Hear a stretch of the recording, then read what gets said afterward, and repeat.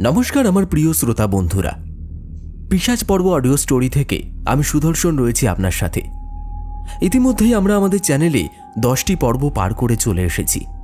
আপনারা যারা শুরু থেকে ছিলেন তাদের প্রত্যেককে অনেক অনেক ধন্যবাদ।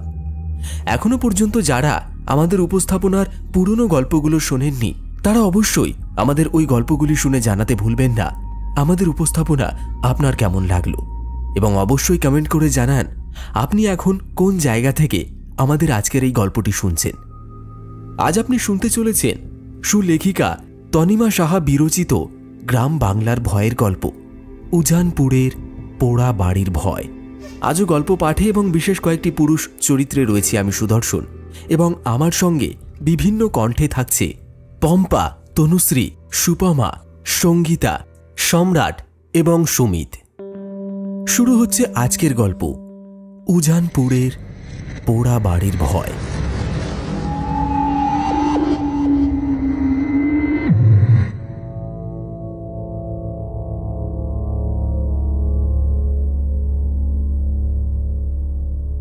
এক ভগ্নপ্রায় পোড়া বাড়ি।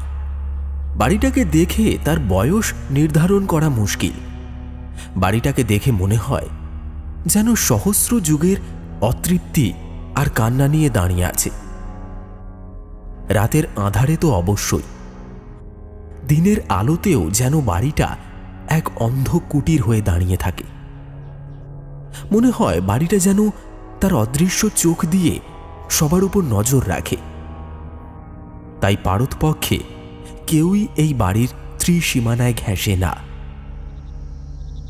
রাতের আকাশের যখন তারাদের লুকোচুরির খেলাটা মেঘের আড়ালে ঢেকে গেল, ঠিক সেই সময় দেখা গেল খুব দূর থেকে একটি লোক ধীর পায়ে এগিয়ে আসছে এই নিস্তব্ধ প্রাণশূন্য নিঃসার বাড়িটার দিকে। লোকটির চোখ খোলা কি বন্ধ আছে তা বোঝা যাচ্ছে না। পায়ে কোনো জুতো বা চপ্পল নেই।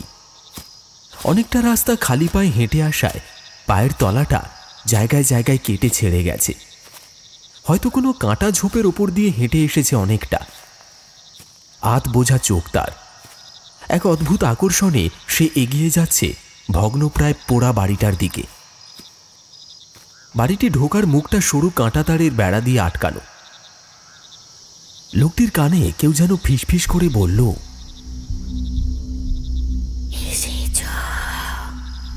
এতদিন পর তুমি এসেছ, এসো ভেতরে এসো, চলো খেলবো, আমরা আনন্দ করব। লোকটি হাত বাড়িয়ে বেড়াটা সরিয়ে বাড়ির ভেতরে ঢুকল।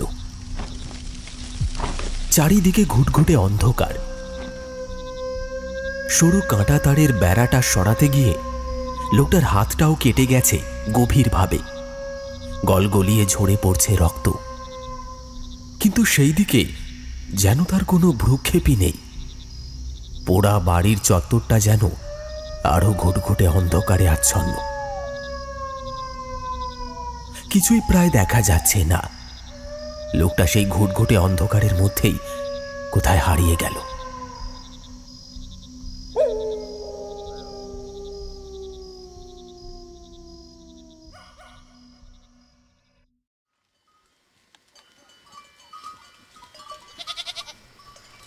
সকালে বৃন্তমালা নিজের ছাগল দুটোকে চড়াতে বের হয়।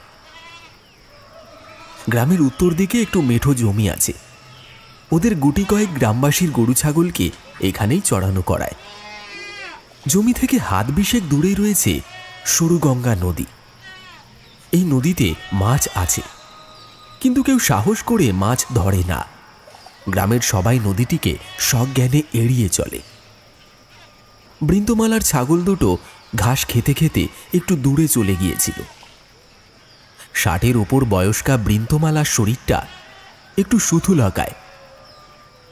নদীর শীতল হাওয়া আর গাছের ছাওয়া, এই দুইয়ের সংযোগে বৃন্তমালার চোখটা একটু বন্ধ হয়ে এসেছিল। হঠাৎ ছাগলদের চেঁচামেচি শুনে চমকে উঠল বৃন্তমালা। তারপর চোখ মেলে দেখে যে ওর ছাগল দুটো কি যেন একটা শুঁকছে। একটু এগোতেই সে দেখে সকালের রোদ কিছু একটা জিনিসের ওপর পড়ে ঝকমক করছে। কোনো দামি কিছু পাওয়ার আশায় আরো 3-4 পাশে এগিয়ে গিয়ে দেখে সামনের জমিটা লালে লাল হয়ে আছে। তার ছাগল দুটো ওই লাল জমিটাকে শুঁকে যাচ্ছিল। লাল রংটার উৎসের খোঁজে এদিক ওদিক চোখ ঘোরাতেই নজরে এলো একটা লোকের মৃতদেহ। শহুরে পোশাক, গলার নালি কাটা, হাতে ধরা একটা ধারালো কাঁচের টুকরো। লোকটার শরীরে রক্তক্ষরণের জন্যই আশপাশের জায়গা লাল হয়ে আছে। বৃন্তমালা এসব দেখেই লাশ লাশ বলে তারস্বরে চিৎকার করতে করতে আছড়ে পিছড়ে গ্রামের দিকে দৌড়ে গেল খবর দিতে। লাশ লাশ লাশ লাশ লাশ লাশ লাশ লাশ লাশ।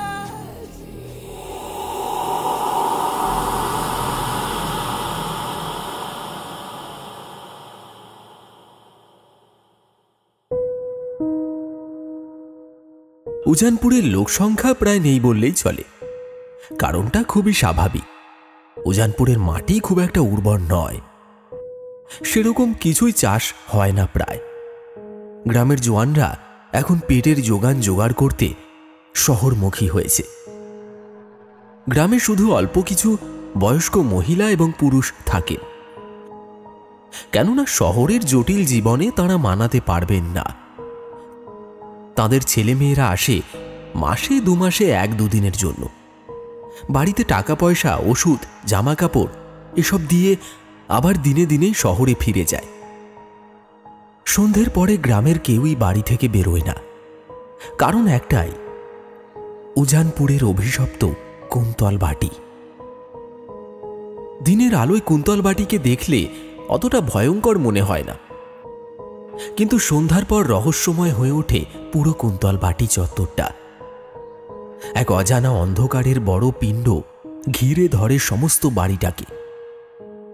উজানপুরে ঢোকার মুখেই পড়ে অভিশপ্ত কুন্তল বাটি। গ্রামবাসীরা তাই একটা ঘুরপথ বানিয়েছে গ্রামে ঢোকার জন্য। আজ সকাল থেকেই বুড়ো বটতলায় গ্রামের প্রায় সকলেই জমায়েত করে আছে। আলোচনার বিষয় হলো সকালের বৃন্তমালার দেখা লাশ। একজন বলল, বৃন্তমালার কথার ওপর কি বিশ্বাস করা যায়? ওর তো মাথার ব্যামো আছে। জমায়েত লোকেদের মধ্যে সবচেয়ে প্রবীণ যদু ঘোষ। সে বলল, তা অবশ্য ঠিক, কিন্তু এটাও মাথায় রাখতে হবে যে বৃন্তমালা কিন্তু কুন্তল বাটির কাছাকাছি দেখেছে লাশটাকে। অপেক্ষাকৃত কম বয়স্ক বরুণের আবার সবেতেই খোঁচানোর স্বভাব। সে বলে, কিন্তু যদু জাটা, আমাদের এটাও মাথায় রাখতে হবে, ওই অভিশপ্ত বাড়ির দিকে আমরা কেউ যাই না। তাহলে বৃন্তমালা কাকি ওখানেই কেন গেলেন ছাগল চড়াতে? আর সবচেয়ে বড় প্রশ্ন হলো, আমরা যখন ছুটে গেলাম সরু গঙ্গার পাড়ে, তখন তো সেখানে কিছুই ছিল না। না তো ছিল কোনো লাশ, না ছিল কোনো রক্তের দাগ। ভাগ্যিস আমরা পুলিশকে খবর দেওয়ার আগে নিজেরা গিয়ে ঘটনাস্থলটা দেখে এসেছিলাম, নইলে পুলিশ আমাদেরকেই হেস্তনেস্ত করে ছাড়তো আর কি।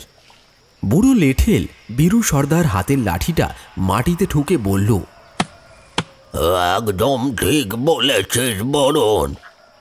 এই তো মাস 5 আগে ভর সন্ধেবেলায় আমার বাড়ির দরজায় চরম ধাক্কাধাক্কির আওয়াজ। আমার বউ তো ভীষণ ভয় পেয়ে গিয়েছিল। এমনিতে কুন্তল বাটির জন্য আমরা সকলেই ভয়ে ভয়েই থাকি, তার উপর যদি সন্ধ্যায় ওরকম দরজা ধাক্কাধাক্কি হয়, তাহলে যে কি মনে হয় সে কথা আমাদের কারোরই অজানা নয়। যাই হোক, মা দশভুজাকে স্মরণ করতে করতে দরজা খুলে দেখি বৃন্তা পাগলি হাত পা নাড়িয়ে চোখগুলো ছানা বড়া করে হাউ হাউ করে যা বলল, তার মর্মার্থ হলো এই যে সে নাকি কিছু আগেই একটি মেয়েকে কুন্তল বাটিতে ঢুকতে দেখেছে কিন্তু অনেকক্ষণ সময় পেরিয়ে যাওয়ার পরেও মেয়েটিকে বের হতে দেখতে পাইনি। আর মেয়েটি ঢোকার কিছুক্ষণ পরেই বৃন্তা পাগলি তার চিৎকার শুনতে পায়। এক সময় লেটেল ছিলাম, ভাবলাম একা মেয়ে কার না কার ঘরের প্রদীপ, তাই লণ্ঠন নিয়ে এক দুজনকে সঙ্গে নিয়ে গেলাম। কিন্তু কোথায় কি, কিচ্ছু দেখতে পাইনি। সত্যি কথা বলতে প্রথমে বেশ সাহসের সঙ্গে গেলেও পরে বেশ ভয়ই লাগছিল। খুঁজে বেড়ে কাউকেই দেখতে পেলাম না। বেরিয়ে আসতেই দেখি ওই অন্ধকারে ভুতুড়ে গোলাটা তৈরি হতে শুরু হয়ে গেছে। কোনো রকমে দৌড়ে পালিয়ে আসলাম। কুন্তল বাটি থেকে বেরিয়ে এসে আমরা কেউই কিন্তু বৃন্তা পাগলিকে দেখতে পাইনি। রেগে মেগে তার বাড়ি গিয়ে ওখান থেকে চলে আসার কথা জিজ্ঞেস করতেই সে হাত উল্টে বলে সে নাকি আমার বাড়িতে গত 2 দিন ধরে যায়নি। বোঝো ডেলা। হরেন সমাদ্দার বলে, বেরুদা, তোমার সাহসটা চিরকালই বেশি, কিন্তু এখন তো গ্রামের পরিস্থিতি আর আগের মতো নেই। এই 20 বছরে অনেক বদলে গেছে। তাছাড়া তোমারও তো বয়স হয়েছে নাকি? এভাবে যার তার ডাকে হুটহাট করে চলে যেও না। বুড়ো বটতলায় আরও বেশ কিছুক্ষণ আলোচনা পর্যালোচনা চলার পর একটা সময় সভা ভঙ্গ হল।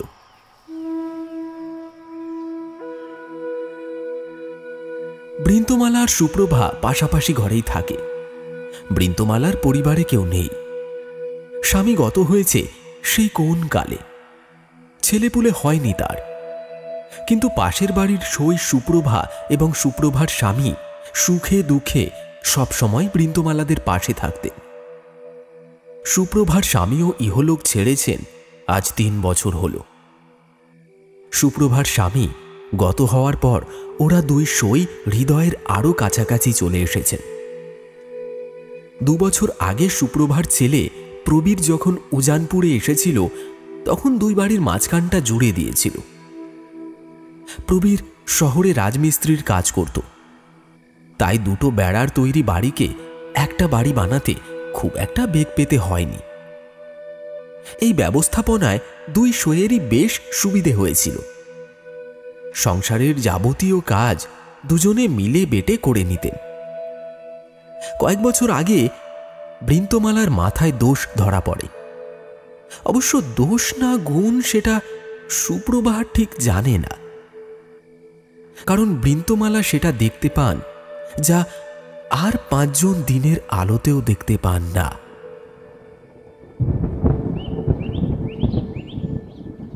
আজ সকাল থেকেই আকাশটা মুখ ভার করে আছে। বৃন্তমালার শরীরটা আজ বিশেষ একটা ভালো নেই।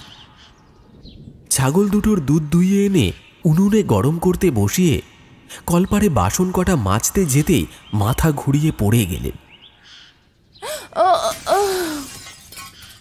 সুপ্রভা কিছু একটা পড়ে যাওয়ার শব্দে ঘর থেকে বেরিয়ে এসেই দেখে বৃন্তমালা লুটিয়ে পড়ে আছেন কলতলায়। ও বৃন্তমালা, কি হইল গো? তুমি কথা কইছো না কে? কে কোথায় আছো গো? তাড়াতাড়ি এসো।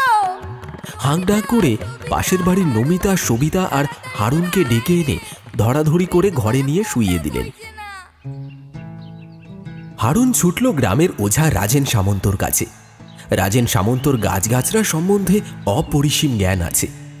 গ্রামের লোকেদের কোনো কিছু হলেই প্রাথমিকভাবে রাজেন সামন্তই চিকিৎসা করেন। রোগ গুরুতর হলে তখন শহরে নিয়ে যাওয়া হয় রোগীকে। কিন্তু শহর বেশ দূরে বলে এখানকার লোকেরা প্রধানত রাজেনের উপরেই নির্ভরশীল। রাজেন এসে নাড়ি পরীক্ষা করে বলল, এনাকে একটু নজরে নজরে রাখবেন, নাড়িটা বড়ই দুর্বল ঠেকছে।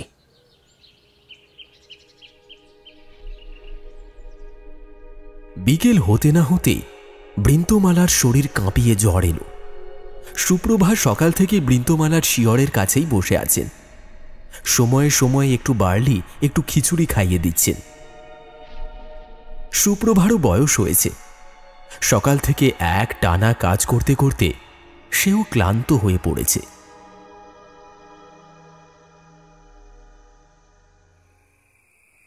রাতের দিকে বৃন্তমালার জ্বরটা একটু কমলে দুই সই মিলে দুটো খেয়ে শুয়ে পড়লেন। বৃন্তমালার শরীরটা একটু ঠিক হওয়ায় সুপ্রভা একটু নিশ্চিন্তে ছিলেন, তাই হয়তো অঘরে ঘুমিয়ে পড়েছিলেন। ভোর হতে তখনও ঢের দেরি আছে। হঠাৎই সুপ্রভার কানে এলো কেউ যেন কথা বলছে।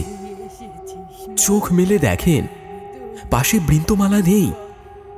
একটা কুচিন্তায় বুকটা ছ্যাঁত করে উঠল সুপ্রভার। বিছানা থেকে নেমে এসে বৃন্তমালাকে খুঁজতে গিয়ে দেখেন যে দরজাটা খোলা রেখে বৃন্তমালা হাসি হাসি মুখে কার সাথে যেন কথা বলছেন। তুই এসেছিস মা, আমি খুব খুশি হয়েছি। কোথায় ছিলিস এতদিন মা তুই? কিন্তু দরজার ওপারে কেউ ছিল না। একটা হিম স্রোত গড়িয়ে গেল সুপ্রভার পিঠ বেয়ে। খানিক পরেই বৃন্তমালা দরজায় খিল দিয়ে পেছনে সুপ্রভাকে দাঁড়িয়ে থাকতে দেখে একগাল হেসে উঠলেন।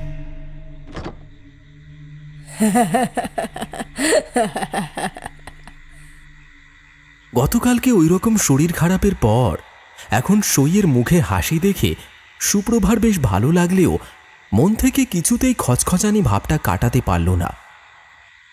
শোয়ার ঘরে এসে দেখলেন বৃন্তমালা আবার ঘুমিয়ে পড়েছেন। তিনি ভাবলেন, অসুস্থ মানুষ এখন ঘুমোক, সকালেই বরং কথা কইব। সুপ্রভা আর বেশি কিছু চিন্তা না করে পাশ ফিরে ঘুমিয়ে পড়লেন।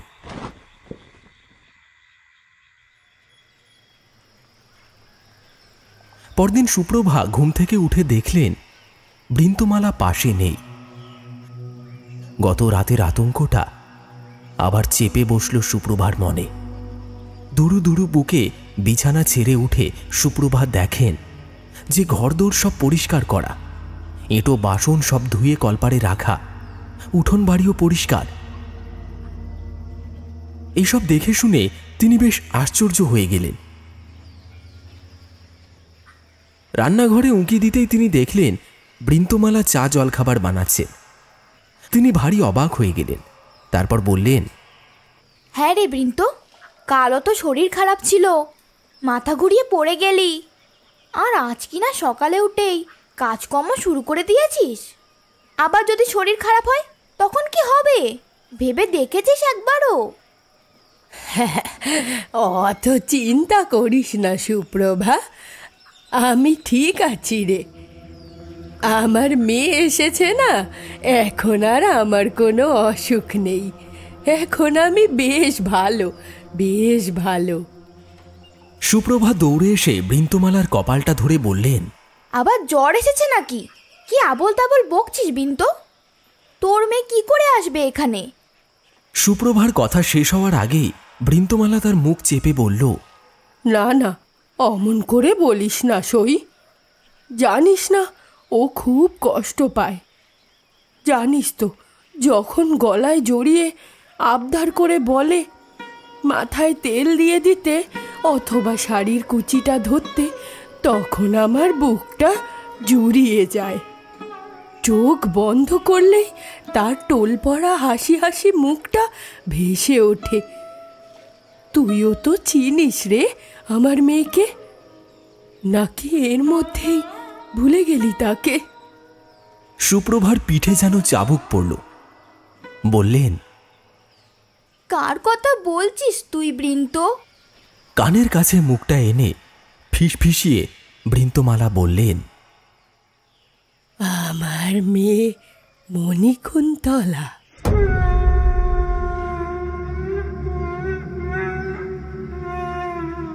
মণিকুন্তলার নাম শুনে আতঙ্কে সুপ্রভার মুখটা নীল হয়ে গেল।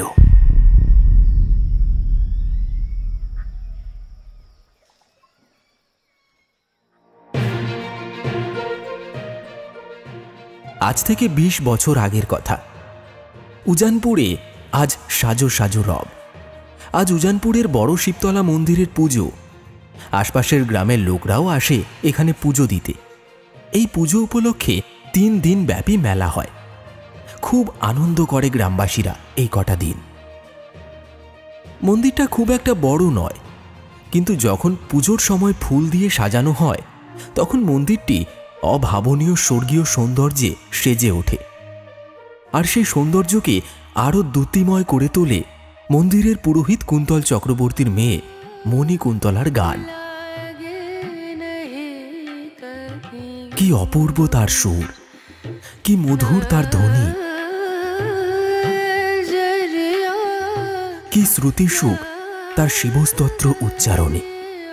সে যে না শুনবে তার জীবনই বৃথা। গ্রামবাসীরা মণিকুন্তলার রাগস্তোত্র শোনার জন্য সকাল থেকে মন্দির প্রাঙ্গণে জমায়েত করে যায়।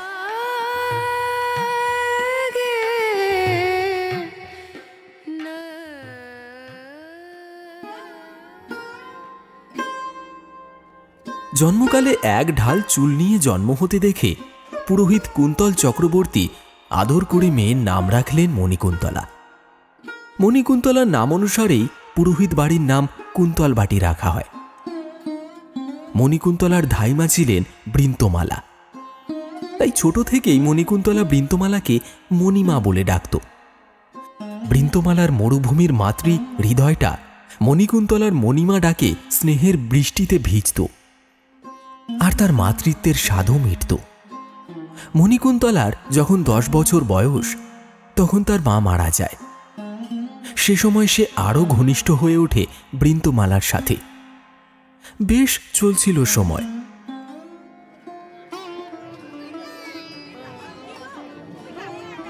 মন্দিরের সব গোছানোর কাজ চলছে। মণিকুন্তলা বীণা নিয়ে বসেছে। ওইদিকে কুন্তল পুরোহিত পুজোর যাবতীয় আয়োজন শেষ করে সবে নৈবেদ্য সাজাচ্ছিলেন। এমন সময় বাইরে থেকে কয়েকজনের আওয়াজ শোনা গেল। কুন্তলবাবু বুঝতে পারলেন যে গ্রামের জমিদার এসেছেন। কুন্তলবাবু বড় নিষ্ঠাবান পুরোহিত। একবার পুজোয় বসে গেলে পুজো শেষ না করে ওঠেন না। মণিকুন্তলার গান ততক্ষণে শুরু হয়ে গেছে। কুন্তলবাবুও পুজো করতে শুরু করলেন। প্রায় 2.5-3 ঘন্টার পর পুজো শেষ করে উঠে দেখেন জমিদারবাবু তখনও মন্দিরে বসে আছেন, আর সাথে 2 ছেলে ও একটি মেয়ে বসে আছে। জমিদারবাবু লোকটা বেশ ভালো। নমস্কার জানিয়ে কুন্তলবাবু বললেন, কেমন আছেন বাবু মশাই? ভালো আছি কুন্তল। ভাবলাম অন্য দিনে একটু পুজো দিয়ে যাই। এখানে এসে মণিকুন্তলার গান শুনে আর নড়তেই পারলাম না। আহা, কি দারুণ গায় তোমার মেয়েটা। একেবারে গুণে সরস্বতী আর রূপে লক্ষ্মী। বেঁচে থাক মা, বেঁচে থাক। এই বুড়োর জীবন ধন্য হয়ে গেল। আশীর্বাদ রাখবেন। তারপর ছেলে মেয়েগুলোর দিকে তাকিয়ে কুন্তল পুরোহিত জিজ্ঞাসা করলেন, এরা কারা বাবু মশাই? এদের তো ঠিক চিনলাম না। এ আমার ছেলে প্রসূন, আর ওরা ওর কলেজের বন্ধু সুজয় আর শিউলি। এদের কলেজ শেষ, সকলের চাকরি হয়ে গেছে। প্রসূন তো বিদেশে চলে যাবে। ছোট থেকেই ছেলের পড়াশোনার যাতে ক্ষতি না হয় সে কারণে বুকে পাথর চেপে শহরে ছোট ভাইয়ের কাছেই রেখে দিয়েছিলাম। এবছর সে বিদেশে চলে যাবে, আবার কবে আসবে তার তো ঠিক নেই। তাই বললাম গ্রামে ঘুরে যা একবার। বললে 2 বন্ধুকে নিয়ে আসছি। ভাবলাম তাই ভালো, নইলে বুড়োদের মাঝে শুধু শুধু বিরক্ত হয়ে যাবে। না না, ভালোই করেছেন। ওদিকে এক জোড়া লোলুপ চোখ পঞ্চদশী তন্নি মণিকুন্তলাকে আপাদমস্তক মেপে যাচ্ছিল। মণিকুন্তলার বড্ড অস্বস্তি হওয়ায় সে বলল, বাবা চলো, তোমার মধ্যাহ্নাহারের সময় হয়ে গেছে।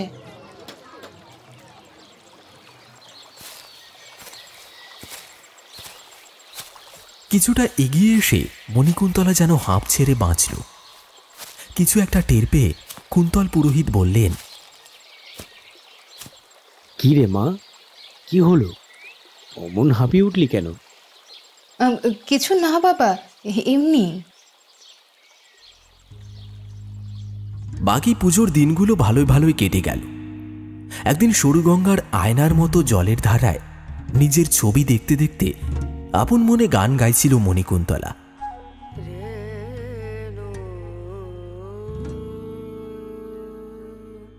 এমন সময় সেখানে শিউলি উপস্থিত হয়ে বলল, বাহ, ভারী মিষ্টি গলা তো তোমার। আওয়াজ শুনে মণিকুন্তলা পেছনে ফিরে দেখে শিউলি, সুজয়, প্রসূন সবাই দাঁড়িয়ে আছে। শিউলি আবার বলল, কি নাম গো তোমার? শহর থেকে গ্রামে এসেছে এরা, গ্রামের অতিথি, উপরন্তু বাবু মশাইয়ের ছেলের বন্ধু। তাই ইচ্ছে না থাকলেও মণিকুন্তলা নিজের নামটা বলল। তারপর এটা সেটা কথা বলার পর শিউলি বলল, আমরা আগামীকাল ফিরে যাব শহরে, তাই ভাবলাম গ্রামটা একটু ঘুরে দেখি। কিন্তু এখানে তো কিছুই চিনি না। সেদিন মন্দিরে তোমার গান শুনে একেবারে মুগ্ধ হয়ে গিয়েছিলাম। কি ভালো গান করো তুমি, তাই তো তোমাকে এখানে দেখিয়ে চিনতে পেরে গেলাম। শোনো না, বলছি আমাদের তুমি গ্রামটা একটু ঘুরিয়ে দেখাবে প্লিজ। মণিকুন্তলা ভাবল, শুধু গ্রামই তো দেখবে, তাছাড়া আরেকটা মেয়েও তো আছে সঙ্গে। এতক্ষণ কথা বলে তো বেশ ভালোই লাগলো মেয়েটিকে।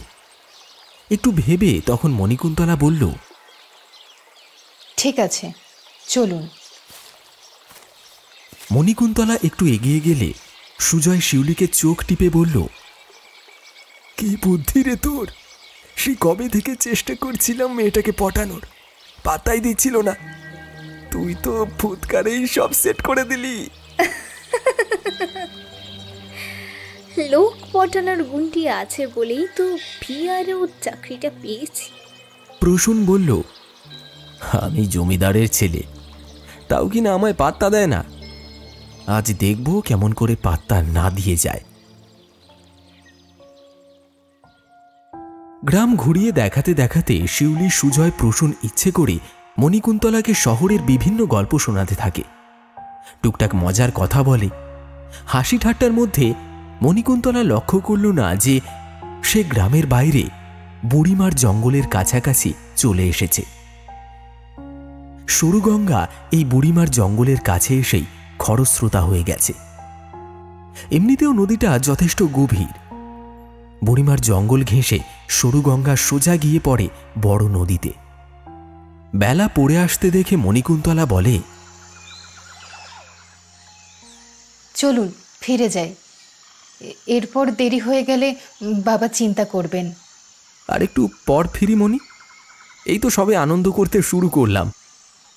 শিউলি আর সুজয়ও সুর মেলায়, কিন্তু মণিকুন্তলার ওই এক জেদ যে অনেক বেলা হয়ে গেছে, এখন ফিরে যাওয়া উচিত। এমন সময় হঠাৎ শিউলি নিজের ক্রিসক্রস ব্যাগ থেকে একটা সুদৃশ্য আয়না মণিকুন্তলার হাতে দিয়ে বলল, দেখো, এটা তোমার জন্য। আয়নাটা সাধারণ হাত আয়নার মতো নয়, একটু বড়। কিন্তু যেটা সবচেয়ে আকর্ষণীয় সেটা হলো আয়নার চারপাশে লাল নীল পাথরের অদ্ভুত কারুকার্য। সন্ধ্যার পড়ন্ত আলো পাথরগুলোর ওপর পড়ে বিচ্ছুরিত হচ্ছে। খানিকের জন্য পঞ্চদশী মণিমালা আয়নাটির সৌন্দর্যে হারিয়ে গেল। এরকমই একটা মুহূর্তের অপেক্ষা করছিল সুজয় আর প্রসূন। দুজনেই মণিকুন্তলাকে পেছন থেকে জাপটে ধরল। এই আকস্মাৎ আক্রমণের জন্য মোটেই প্রস্তুত ছিল না সে। পরিস্থিতিটা বোঝার পর মণিকুন্তলা চিৎকার করে ডাকল শিউলিকে,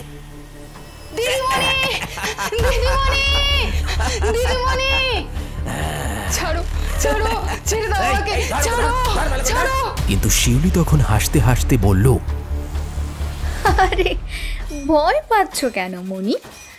জীবনে একটু এনজয় করো।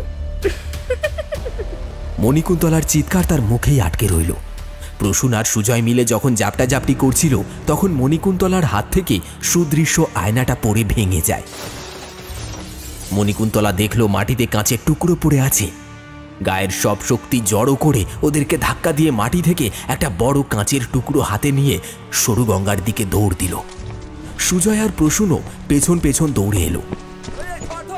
মণিকুন্তলা হাতে ধরা কাঁচের টুকরোটাকে উদ্যত করে চিৎকার করে বলল, তোমাদের নোংরা অভিসন্ধি কিছুতেই পূরণ হবে না। আমার মহাদেব সাক্ষী রইলেন, তোমাদের জন্য আমাকে আমার বাবাকে ছেড়ে চলে যেতে হচ্ছে। এর শাস্তি তোমরা পাবেই। আমি তোমাদের শাস্তি দেব, আমি আবার ফিরে আসব। এই কথা বলেই মণিকুন্তলা কাঁচের টুকরোটাকে পুরো বিঁধিয়ে দিল নিজের শরীরে।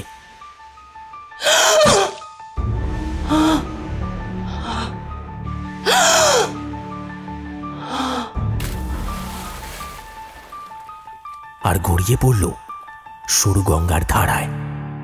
তার দেহটা সরু গঙ্গায় ভেসে চলে গেল বহু দূর।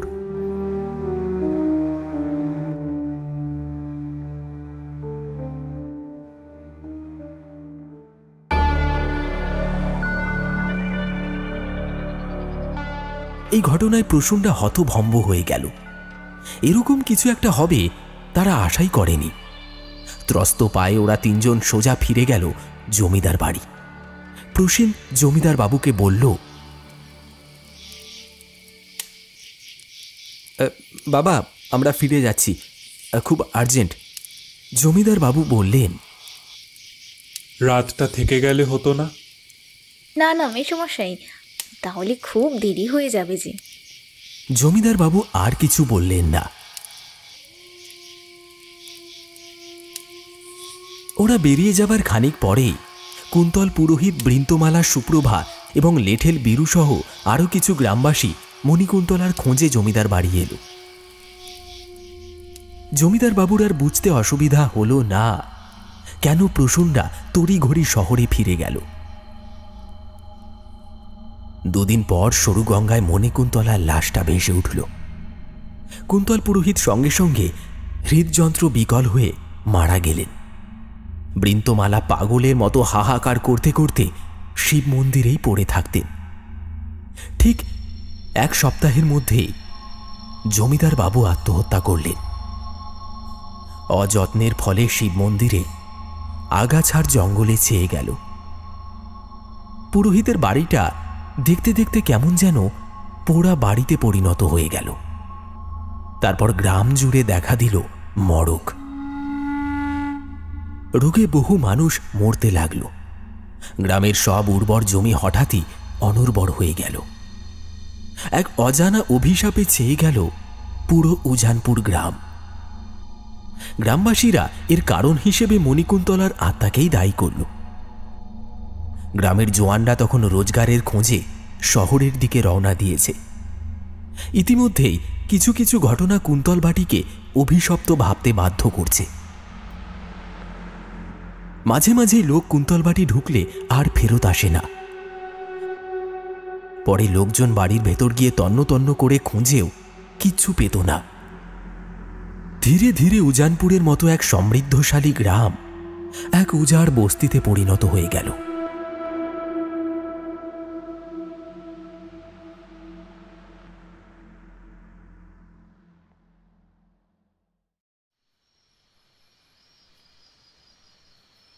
বিশ বছর পর ফোনের ওপার থেকে একটা কণ্ঠস্বর শোনা গেল। হ্যালো হ্যালো প্রসূন, শুনতে পাচ্ছিস? এডিনবর্গে তখন মাঝরাত।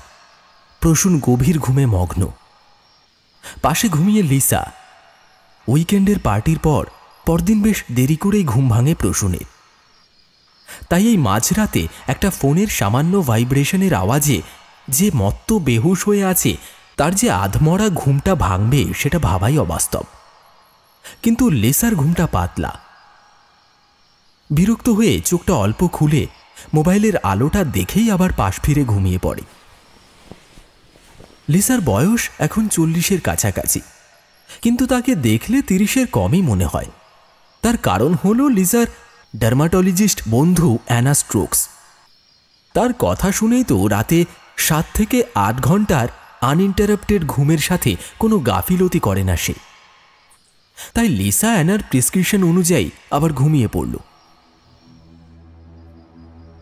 ওদিকে ভারতে শিউলি উদ্বিগ্ন হয়ে প্রসূনকে ফোনের পর ফোন করে যাচ্ছে। এডিনবার্গে চলে যাওয়ার পর প্রসূন হঠাৎ করেই শিউলি বা সুজয়ের সাথে কোনো যোগাযোগ রাখেনি। কারণটা অবশ্য ওদের তিনজনেরই জানা।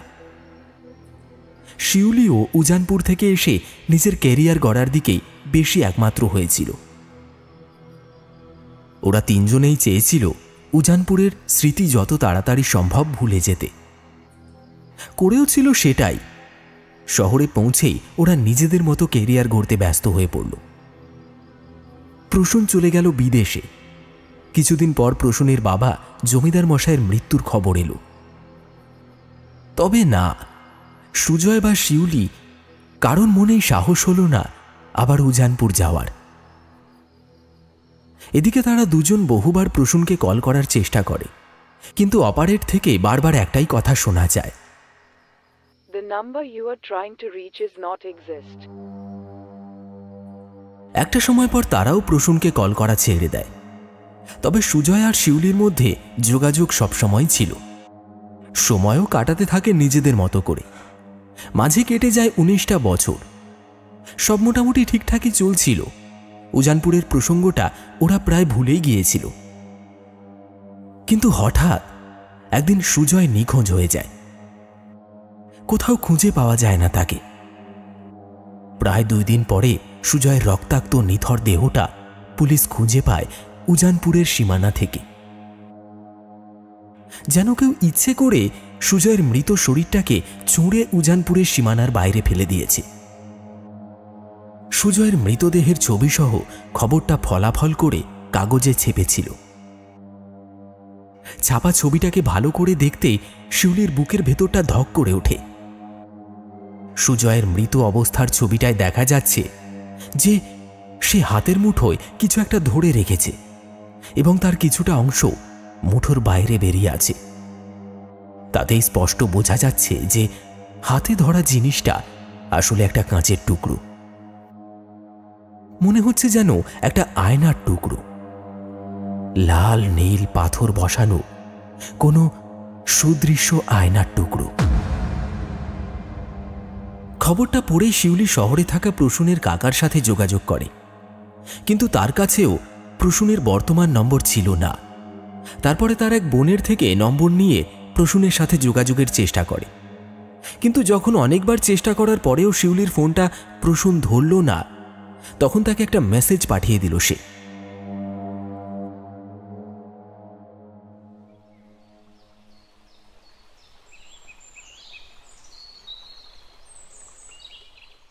পরদিন বেশ বেলায় ঘুম ভাঙে প্রসূনের। পাশ ফিরে দেখে লিজা নেই।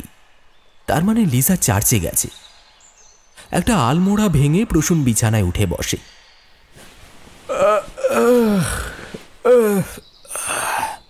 পাশের ছোট টেবিলটা থেকে ফোনটা নিয়ে দেখে 7টা মিস কল উঠে আছে। এত রাতে কেউ হোয়াটসঅ্যাপে ফোন করেছে কেন? কেই বা করেছে? নম্বরটা দেখে তো ভারতের মনে হচ্ছে। আবার একটা মেসেজও আছে। আচ্ছা, শুনে দেখি। ফোনের স্ক্রিনের দিকে তাকিয়ে প্রসূন মনে মনে কথাগুলো ভাবে। তারপর মেসেজটাতে ক্লিক করতেই শোনা গেল একটা ভয়ার্ত মেয়েলি কণ্ঠ। হ্যালো প্রসূন, আমি শিউলি বলছি। সুজয় মারা গেছে প্রসূন। ভীষণ ভয়ঙ্কর মৃত্যু হয়েছে তার। সে ফিরে এসেছে। সে আমাদের সবাইকে মেরে ফেলবে সবাইকে। সে মণি কুন্তলা। শেষের দিকের কথাগুলো কেমন যেন অপ্রকৃষ্ট শোনায় প্রসূনের কানে। মেসেজটা শোনার সাথে সাথে সে এডিনবার্গের এই শীতের সকালেও ঘেমে ওঠে। এই মেসেজটা যে শিউলির ফোন থেকেই এসেছে সেটা কনফার্ম, কারণ যোগাযোগ না রাখলেও সুজয় আর শিউলির নম্বরটা ফোনেই রাখা ছিল। কিন্তু হঠাৎ এত বছর পর শিউলি যোগাযোগ করতে গেল কেন? আর ওই নামটা, এই এত বছরে মনের ভুলে যে নামটা মুখে আনেনি সুজয়, সেই নামটা কেন শিউলি উচ্চারণ করল? কথাগুলো বিড়বিড় করে বলে উঠল প্রসূন। বিছানা ছেড়ে উঠে ফস করে একটা সিগারেট জ্বালালো প্রসূন। সিগারেট খেতে খেতে এক মনে শিউলির পাঠানো মেসেজটার কথাই ভাবছিল। ঠিক তখনই লিজা এসে বলল, hey darling, again you start smoking. যাও, ওয়াশরুমে যাও। I am waiting for you in the table. তাড়াতাড়ি করো হানি। প্রসূন হাতে ধরা সিগারেটটা ফেলে দিল, তারপর বাথরুমে ঢুকে গেল। ব্রেকফাস্টে লেট করা লিজা একদম পছন্দ করে না। বারকতক প্রসূনকে ফোন করেও শিউলি কিছুতেই তাকে ধরতে পারল না। ফোনটা রাখার পর আতঙ্কে স্তব্ধ হয়ে শিউলি ধপ করে পাশের সোফাটায় বসে পড়ে। বারবার চোখের সামনে সুজয়ের মৃতদেহের ছবিটাই ভেসে উঠছে। সুজয় মৃত্যু, এত বিভৎস, আর তার ধরা সে কাঁচের টুকরোটা, সেটা কি? সেটা কি সেটা কি ওই আয়নার টুকরো? না না না না, কিন্তু সেটা কি করে সম্ভব? আমরা তো আয়নার টুকরোগুলোকে বুড়ি গঙ্গার জলে ফেলে দিয়েছিলাম। তাহলে তাহলে কি, তবে তবে কি আমারও এমন মৃত্যু হবে?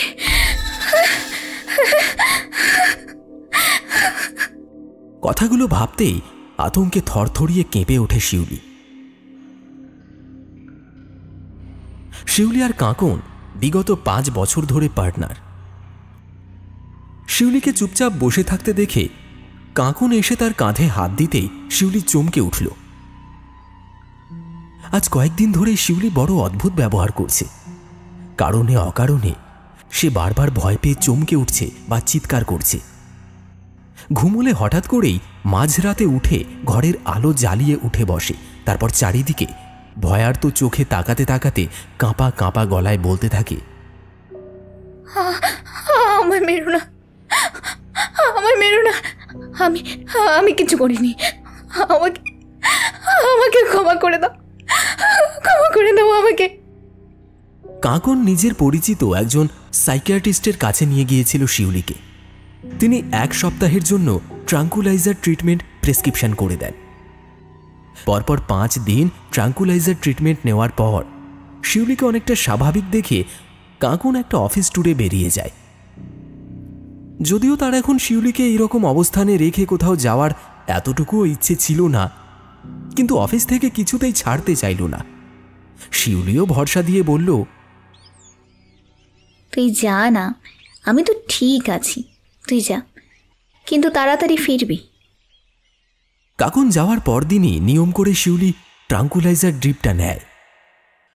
সারা দিনটা তার ভালোই কাটে। কাঁকনের সাথে বারকত কথাও হয়। রাতে তাড়াতাড়ি খেয়ে শুয়ে পড়ে শিউলি। রাত তখন কটা বাজে কে জানে। হঠাৎ কোথাও কর্কশ শব্দে একটা বাজ পড়ার শব্দ শোনা যায়। মোহগ্রস্তের মতো এক ঝটকায় বিছানায় উঠে বসে শিউলি। তার চোখ খোলা, কিন্তু চোখ জোড়া যেন খোলা হলেও ঠিক খোলা নয়। দৃষ্টি যেন অদূরে কোথাও নিবদ্ধ।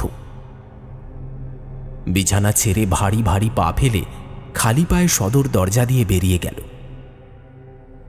আর তার মুখ থেকে শুধুমাত্র একটাই কথা বারবার বেরিয়ে আসতে লাগলো, আমি আমি আসছি মনি, আমি আমি আসছি।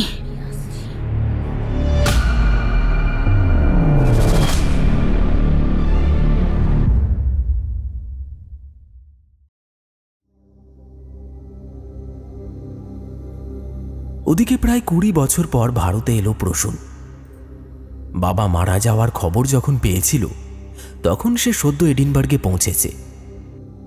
সে সময় ভারতে ফেরা সম্ভব ছিল না, বা বলতে গেলে সে ফিরতেও চায়নি। সেদিনের পর থেকে জেনে শুনে সুজয় আর শিউলির সাথে প্রসূন কোনো যোগাযোগ রাখেনি। কিন্তু আজ 20 বছর পর সে ফের ভারতে ফেরার টান অনুভব করল। শুধু যে ভারতে ফেরার টান তা নয়, উজানপুরের জন্যেও মনটা কেমন যেন ব্যাকুল হয়ে উঠেছিল। তাই ভারতে ফিরে আর একটুও দেরি না করে সে পৌঁছে গেল উজানপুর। অমাবস্যার ঘুটঘুটে কালো অন্ধকারের রাত। কুন্তল বাটির সামনে মোহগ্রস্তের মতো প্রসূন দাঁড়িয়ে বলল, তুমি ডাকছিলে না? দেখো আমি চলে এসেছি মনি। কেউ যেন তার কানে কানে বলল। ওমা, তবে বাইরে কেন দাঁড়িয়ে আছো? ভেতরে এসো। এই যে বললে আনন্দ করবে। আসছি আসছি আমি মনি, আমি আসছি বলে সরু কাঁটাতারের বেড়াটাকে হাত দিয়ে সরিয়ে অন্ধকারের পিণ্ডের ভেতর হারিয়ে গেল প্রসূন।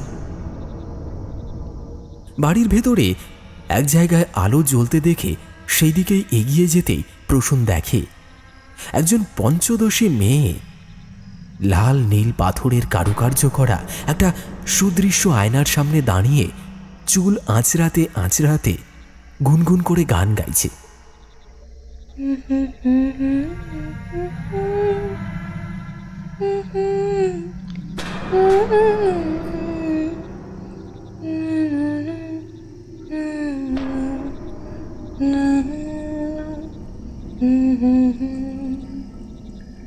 প্রসূন সামনে এসে দাঁড়াতেই তার গান গাওয়াটা বন্ধ হয়ে গেল। তারপর সে ক্রোধান্বিত দৃষ্টিতে প্রসূনের দিকে তাকালো। সঙ্গে সঙ্গে সুদৃশ্য আয়নাটা কর কর করে ভেঙে গড়িয়ে পড়ল। মণিকুন্তলার বিদেহী অবয়বটা বলল, তুমি তো জানো তোমায় কি করতে হবে।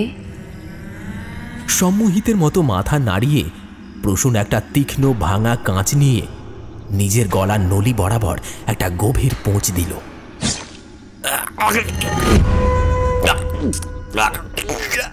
গল গল করে রক্ত বেরিয়ে আসতে কাটা কলা গাছের মতো ধপ করে নিচে লুটিয়ে পড়ল প্রসূন। ছটফট করতে করতে একসময় নিথর হয়ে গেল প্রসূনের দেহটা। আর সঙ্গে সঙ্গে এক অট্ট হাসিতে গুঞ্জরিত হয়ে উঠল গোটা কুন্তল বাটি।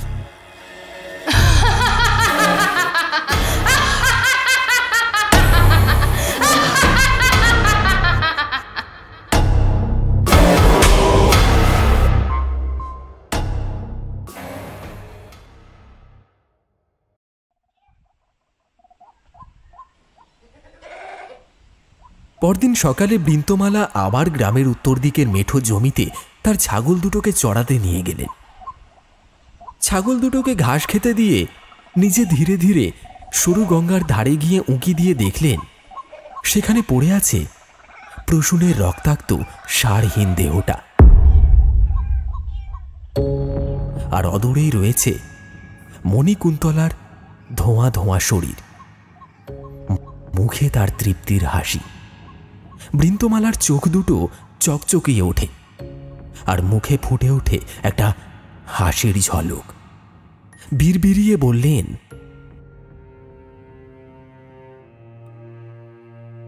তুই পেরেছিস মা, প্রতিশোধটা নিতে পেরেছিস। এবার তার দায়িত্ব এই খবরটা গ্রামে পৌঁছে দেওয়া। মাথার চুলগুলো উস্কো খুস্কো করে লাশ লাশ বলে চিৎকার করতে করতে বৃন্তমালা গ্রামের দিকে ছুটলেন। লাশ লাশ লাশ লাশ লাশ।